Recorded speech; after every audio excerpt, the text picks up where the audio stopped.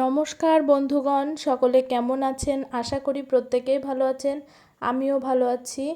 তো আজকে একটা নতুন রেসিপি নিয়ে আপনাদের সামনে চলে এসেছি। পুরো রেসিপিটা দেখতে থাকুন এবং সঙ্গে থাকুন। সম্পূর্ণ নিরামিষ পোস্ত বাটা দিয়ে আর কাজু বাদাম বাটা দিয়ে আমি এখানে তৈরি করে নেব সজনে ডাঁটা আলু। তো আপনারা দেখছেন ঝুমুরস হেলদি হেসেল। আমি ঝুমুর আপনাদের সামনে একটা সম্পূর্ণ নিরামিষ রেসিপি খুব দারুণ এবং খুবই সহজে খুব কম সময়ে তৈরি করে নেওয়া যায়। এখনকার আমাদের সবারই হাতে সময় কম, তার মধ্যে সব কিছু কমপ্লিট করতে হয়। তো অল্প সময়ে এই রান্নাটা করতে পারবেন। প্রত্যেকে ধৈর্য ধরে দেখার অনুরোধ রইল, কেউ স্কিপ করে চলে যাবেন না প্লিজ। আমি এখানে সজনেটা আর আলুটা খুব সুন্দর করে ভেজে নেব। প্রথমে আলুটা ডুমো ডুমো করে ভেজে নিয়েছি, সামান্য নুন দিয়েছিলাম। এবার সজনে ডাঁটাটা এইটুকু আমি ছোট ছোট করে এরকম কেটে নিয়েছি।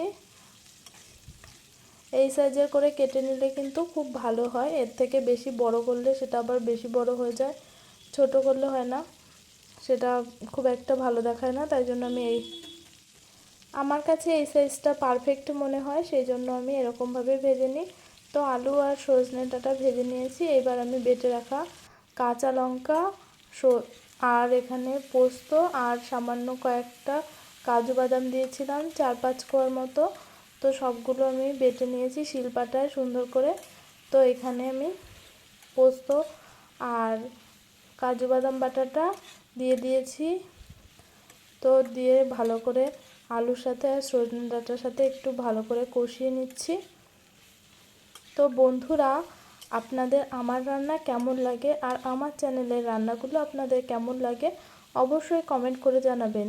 যদি নতুন বন্ধু হয়ে থাকেন, এখনও না আমার চ্যানেলটি সাবস্ক্রাইব করে থাকেন, তো আমার চ্যানেলটি সাবস্ক্রাইব করে পাশে থাকা বেল আইকনটা প্রেস করে রাখার অনুরোধ রইল। সকল বন্ধুদের আমার তরফ থেকে অসংখ্য অসংখ্য ধন্যবাদ এবং ভালোবাসা, এইভাবে আমাকে সাপোর্ট করার জন্য এবং পাশে থাকার জন্য। তো এই নিরামিষ সম্পূর্ণ রেসিপিটা আপনাদের জন্য আমি তৈরি করছি। তো আপনারা যারা যারা নিরামিষ সজনে ডাঁটা আলু পোস্ত খেতে পছন্দ করেন, সজনে ডাঁটা দিয়ে চচ্চড়ি, তো এইভাবে খুব সহজে বানিয়ে নিতে পারেন। 20 থেকে 25 মিনিট সময় লাগবে, তারও কম সময় লাগে সজনে ডাঁটা আলুটা সিদ্ধ হতে যতক্ষণ সময় লাগে। তো খুবই কম সময়ে এই রান্নাটা করতে পারবেন। সব কষানো হয়ে গেছে এবং উষ্ণ গরম জল আমি দিয়ে দিয়েছি। পরিমাণ মতো যে যেরকম ঝোল রাখবেন সেরকম দিয়ে দেবেন।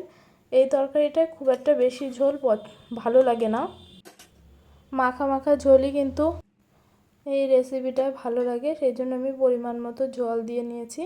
আমি যে আন্দাজে ঝোল রাখবো সেই পরিমাণ আন্দাজে কিন্তু আমি জল দিয়ে নিয়েছি। কিভাবে আমি এই রেসিপিটা তৈরি করছি দেখতে থাকুন, সঙ্গে থাকুন।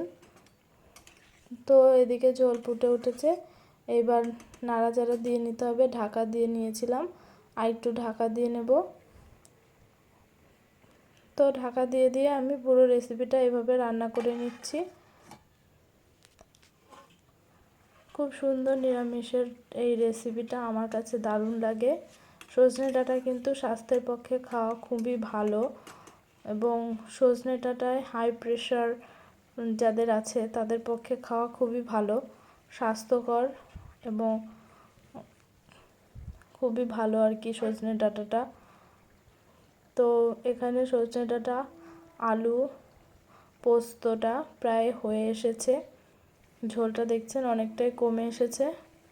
তো নামানোর আগে 1 চামচ ঘি দিয়ে নেবেন আপনারা, বা যদি বাটার থাকে বাড়িতে বাটার দিয়ে নিতে পারেন। ঘি অপশনাল, বাটার বা ঘি যা থাকুক সেইটাই দিয়ে নিতে পারবেন আপনারা। তো দিয়ে ভালো করে নাড়াচাড়া করে নামিয়ে নিলে হয়ে যাবে। দেখছেন এই যে এরকম আমি মাখা মাখা রাখবো একটু। এই সামান্য ঝোল আছে, এটুকু আলুর গায়ে একদম টেনে নেবে। এখন কিন্তু আমি গ্যাসের ফ্লেমটা বন্ধ করে দেবো। তো লো টু মিডিয়াম আঁচেই পুরো রান্নাটা করেছি আমি।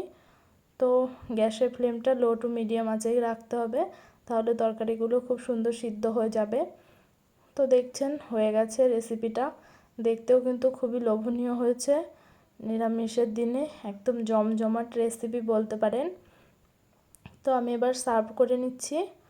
তো পুরো রেসিপিটা আপনাদের কেমন লাগলো অবশ্যই কমেন্ট করে জানাবেন। আর যদি ভালো লেগে থাকে তাহলে চ্যানেলটা লাইক সাবস্ক্রাইব করে শেয়ার করে পাশে থাকবেন। আর যতক্ষণ না নতুন রেসিপি আসছে ততক্ষণ আপনারা সবাই ভালো থাকবেন, সুস্থ থাকবেন। তো আর সাথে থাকবেন। সকলকে অনেক অনেক শুভেচ্ছা। এখন আসি, টাটা বাই বাই, দেখা হবে নেক্সট রেসিপিতে।